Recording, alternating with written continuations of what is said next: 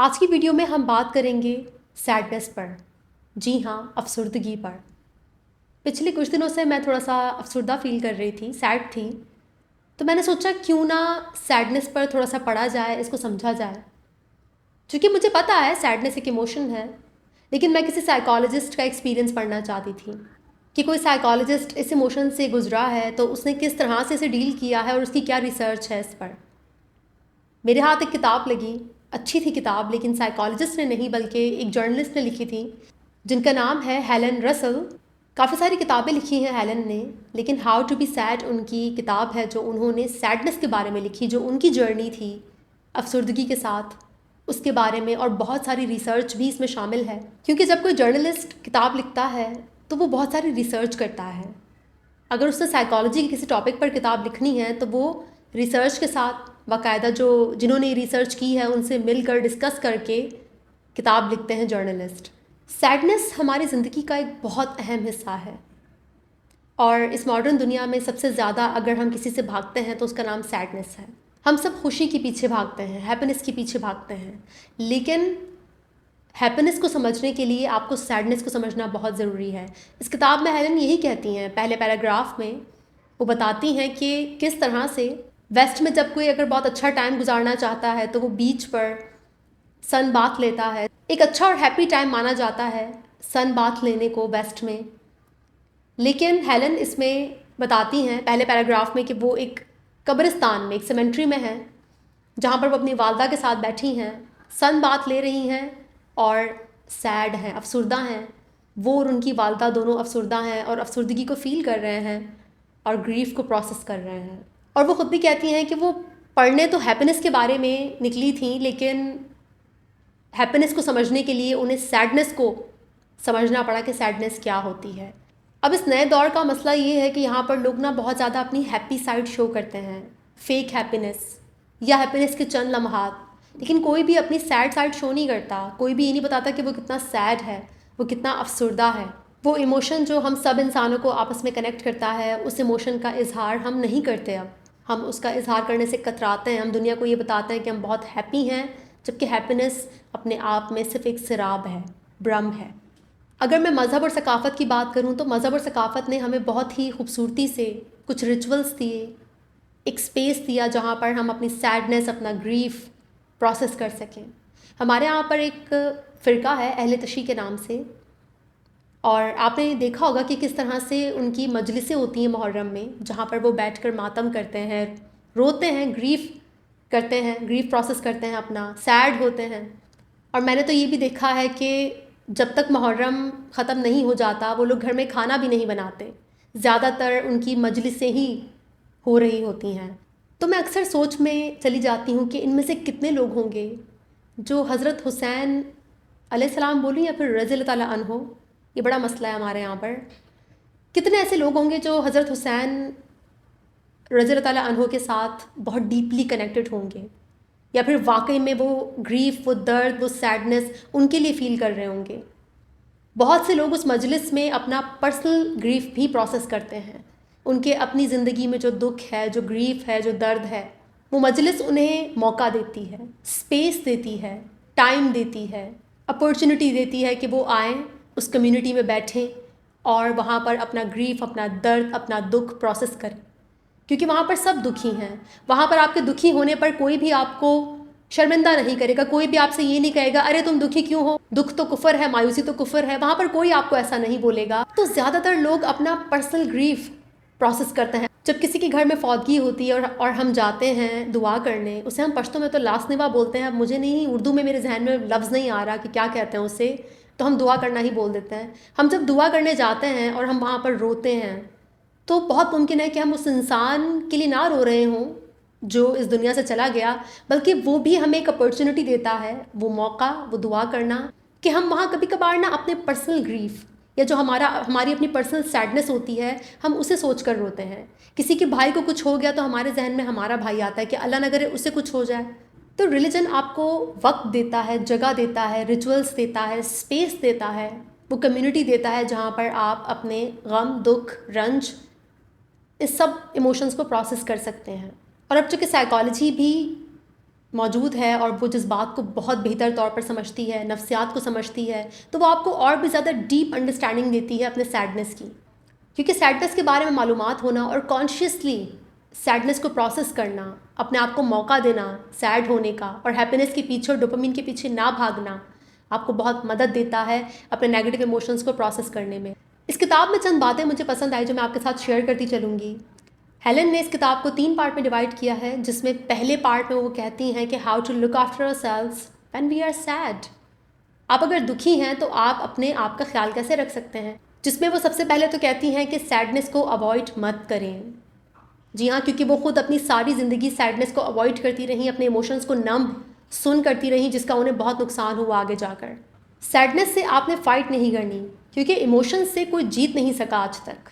इसके अलावा वो कहती हैं कि अपनी जो एक्सपेक्टेशंस हैं उसे लोअर करें, उसे कम करें। जो भी आपके गोल्स हैं या जो भी आपकी लाइफ से अपने आप से एक्सपेक्टेशंस हैं उसको कम रखें। जितनी हाई आपकी एक्सपेक्टेशंस होंगी उतना ही ज़्यादा आप सैड होंगे और सैडनेस को फील करेंगे। आपको अपनी एक्सपेक्टेशंस को कम करना बहुत ज़रूरी है। हम जब भी सैड होते हैं और हमसे कोई काम नहीं होता तो हम बहुत ज़्यादा परेशान हो जाते हैं कि हम प्रोडक्टिव क्यों नहीं हैं, हमें अपना आप बहुत वर्थलेस लगता है। ऐसे में आपको अपने आप को टाइम देना चाहिए। आपको अपने साथ हमदर्दी और कंपैशन होना बहुत ज़रूरी है। जब मैं चंद दिनों से सैड फील कर रही थी, मुझे लगा कि क्या मसला है भाई, क्यों सैड हो रही हूँ मैं, इतना सारा काम करना है अभी। लेकिन मैंने कहा नहीं, यही मौका है इस इमोशन को प्रोसेस करने का, और चूँकि मेरे पास टाइम भी है, लग्जरी भी है, तो क्यों ना मैं इस इमोशन के साथ बैठूँ, उसे प्रोसेस करूँ, ना कि मैं भागूँ प्रोडक्टिविटी की तरफ, काम की तरफ।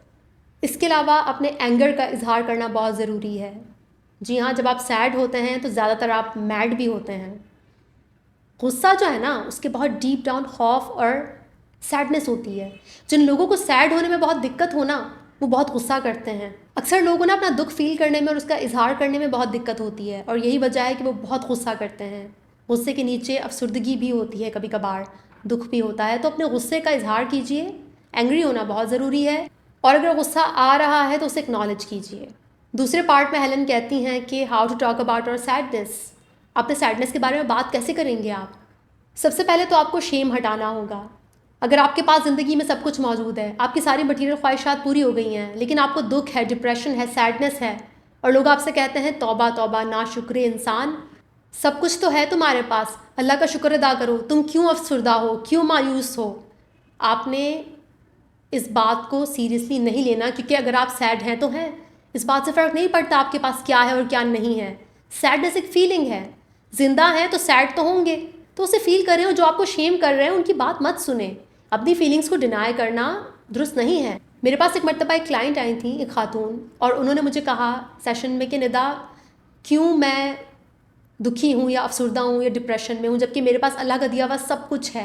वो बहुत शेम फील कर रही थी इस बात को लेकर, और अक्सर उनके शौहर भी उन्हें कहते थे कि तुम्हारे पास तो सब कुछ है, फिर तुम क्यों इतनी अफसरदा हो। तो मैंने उन्हें समझाया कि देखिए, जब तक आप ज़िंदा हैं, आप सांसें ले रही हैं, आप अफसरदा होंगी, आपको इमोशंस आएंगे।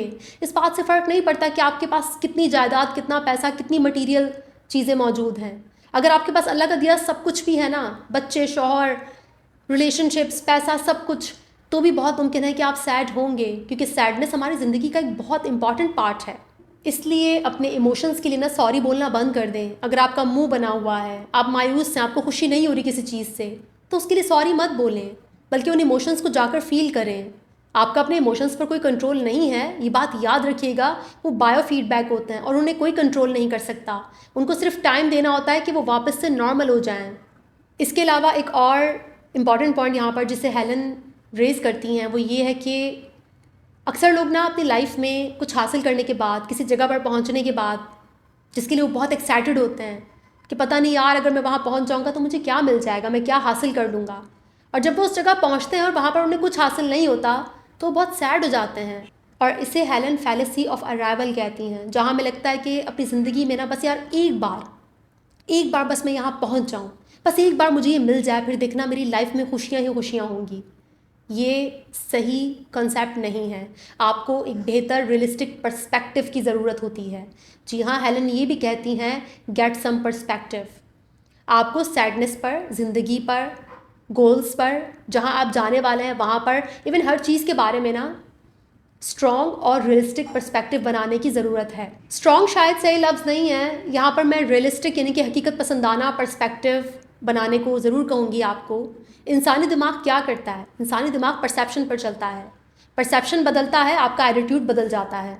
मैं भी थेरेपी में क्या करती हूँ, परसेप्शन ही तो बदलती हूँ लोगों का। ट्रॉमा में भी क्या होता है, आपके दिमाग ने उस वाक़ये को परसीव कर लिया अपने ही तरीके से। आज जब आप एडल्ट हो गए हैं तो परसेप्शन आपकी हेल्प नहीं कर रहा, क्योंकि वो परसेप्शन रियलिस्टिक नहीं है, ट्रॉमेटाइज्ड है। तो मैं क्या करती हूँ थेरेपी में, मैं आपका वही परसेप्शन तो बदलती हूँ।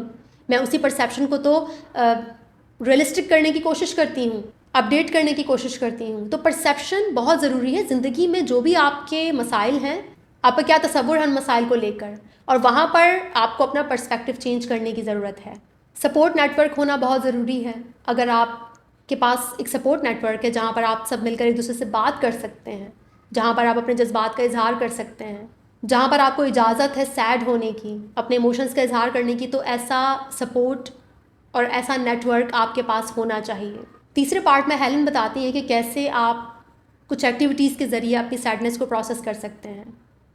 वो कहती हैं कि आपको कल्चरल वाइटामिन की ज़रूरत है। जी हाँ, कल्चरल वाइटामिन बहुत ज़रूरी है। आपकी सकाफ़त में जो रिचुअल्स हैं, वो रिचुअल्स आपको सैडनेस को प्रोसेस करने का मौका देते हैं। आप चाहें तो अपने रिचुअल्स, अपना कल्चर खुद बना सकते हैं और अपने रिचुअल्स के ज़रिए अपनी सैडनेस को प्रोसेस कर सकते हैं। कोई मूवीज़, कोई सॉन्ग्स, सैड सॉन्ग्स हो सकते हैं, या कोई भी ऐसी चीज़ जो आपके इमोशंस को प्रोसेस करने में आपकी हेल्प करे, उन्हें आवाज़ दे, आप उसके साथ अपने आप को कनेक्ट कर पाएँ। उसके ज़रिए भी आप अपनी सैडनेस को प्रोसेस कर सकते हैं। इसके अलावा आपको लिटरेचर पढ़ना चाहिए, फ़िलॉसफ़ी।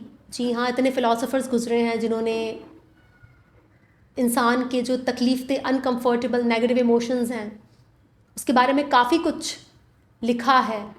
बहुत ही मशहूर फ़िलासफ़र ग्लूम किंग, उदासी के बादशाह, सोरेन कियरकेगार्ड, आई होप मैंने नाम ठीक से लिया होगा उनका। आप उन्हें पढ़ सकते हैं, आप उनका फ़लसफ़ा पढ़ सकते हैं। आप इमोशंस पर बेहतरीन किताबें पढ़ सकते हैं जो कि साइकोलॉजिस्ट ने लिखी और अपना पर्सनल एक्सपीरियंस बयान किया कि किस तरह से वो सैडनेस को प्रोसेस करते हैं, वो किस पर्सपेक्टिव से इस सब को देखते हैं और रिसर्च क्या बोलती है। लिटरेचर पढ़ना बहुत ज़रूरी होता है। जैसे कि जब मैं सैड थी, मुझे पता था कि मैं सैड हूँ, तो मैंने सोचा क्यों ना मैं किसी का एक्सपीरियंस पढूँ। मुझे कोई साइंटिफिक पेपर नहीं चाहिए सैडनेस को समझने के लिए, मैं किसी इंसान का तजुर्बा पढ़ना चाहती हूँ और उसके तजुर्बे से मैं अपने आप को रिलेट करना चाहती हूँ, और फिर उसके बाद जाहिर सी बात है जब मैं रिलेट करूँगी तो मैं प्रोसेस कर पाऊँगी। तो इंसानों का जो तजुर्बा है वो हमारे लिए बहुत मायने रखता है। दूसरों के तजुर्बात को पढ़ें और अपने इमोशंस को, अपने आप को समझने की कोशिश करें। मैं हमेशा आपसे कहती हूँ कि लिटरेचर आपको अपने इमोशंस को रेगुलेट करने में हेल्प करता है। मैं चाहती तो किसी दोस्त से मिल सकती थी, बातें कर सकती थी, चिट चैट कर सकती थी, लेकिन मैंने चूज़ किया लिटरेचर पढ़ने को, क्योंकि मैं अपने आप को हेल्दी वे में रेगुलेट करना चाहती थी। मैं चाहती थी कि मैं किसी इंसान के तजुर्बात पढ़ूँ जो मेरी तरह सैडनेस से गुजरा है, अफसुर्दगी से गुजरा है। इसके अलावा ज़रूरी है एक्टिव रहना। जब आप सैडनेस को प्रोसेस करेंगे, उसको अहमियत देंगे, उसको एक्नॉलेज करेंगे, उस पर लिटरेचर पढ़ेंगे, उसके बारे में बात करेंगे, फिर आपको एक्टिव भी होना है ना सैडनेस को प्रोसेस करने के लिए। आपको चाहिए कि आप अपनी बॉडी को मूवमेंट दें, क्योंकि सैडनेस का एक फिजियोलॉजिकल रिस्पॉन्स भी है। तो आपको चाहिए कि आप बाहर निकलें, बॉडी को मूवमेंट दें, एक्सरसाइज करें, ताकि आपकी बॉडी में थोड़ा सा अच्छा वाला हार्मोन भी रिलीज़ हो। आपने सैडनेस में सारी ज़िंदगी नहीं रह जाना। अगर आप सारी ज़िंदगी सैड हैं तो फिर वो डिप्रेशन है और फिर उसके लिए इलाज की ज़रूरत है, वो फिर मेंटल इलनेस में आ जाता है। जबकि मैं जिस सैडनेस की बात कर रही हूँ वो एक नॉर्मल इमोशन है जो किसी भी ज़िंदा सांस लेते हुए इंसान को आ सकता है। आपने एक्सरसाइज करनी है, आपने अपनी बॉडी को हरकत देनी है, मूवमेंट देनी है। और सबसे आखिर में हेलन कहती हैं कि किसी के लिए कुछ करना, जी हाँ, दूसरों के लिए कुछ करना बहुत ज़रूरी है। आपको बहुत अच्छा फ़ील करवाता है। अगर आप सैड हैं, आप अपने इमोशंस को प्रोसेस करते हैं, ख़ुद को टाइम देते हैं और आप दूसरों के लिए भी कुछ ना कुछ करते हैं, उनकी सैडनेस को या उनको जो चाहिए, जो उनकी हेल्प आप कर सकते हैं, आप वो करने में किरदार अदा करते हैं, तो आपको बहुत अच्छा फ़ील होता है। याद रखिएगा, हमें दूसरों के साथ मीन और रूड होकर कभी अच्छा महसूस नहीं होता। एम्पैथी, काइंडनेस, कंपैशन, किसी के लिए कुछ थोड़ा सा कर देना हमें अपने बारे में बहुत अच्छा फ़ील कराता है। हमें फ़ील कराता है कि इस कायनात में, इस दुनिया में हमारी एग्जिस्टेंस का छोटा सा मकसद है। कोई छोटा सा, बिल्कुल एक ज़र्रे मुताबिक कोई मकसद, कोई अहमियत ज़रूर है। और यूं ही पूरी ये साइकिल, पूरा ये जो एक चक्कर है, जब आप ये मुकम्मल करते हैं तो ही आप हैप्पी फील कर पाते हैं। मैंने आपसे कहा ना कि अगर आपने हैप्पीनेस को समझना है, आपने हैप्पीनेस को फील करना है, अब वाकई में उस तक पहुंचना चाहते हैं, तो उसका रास्ता सैडनेस से होता हुआ जाता है।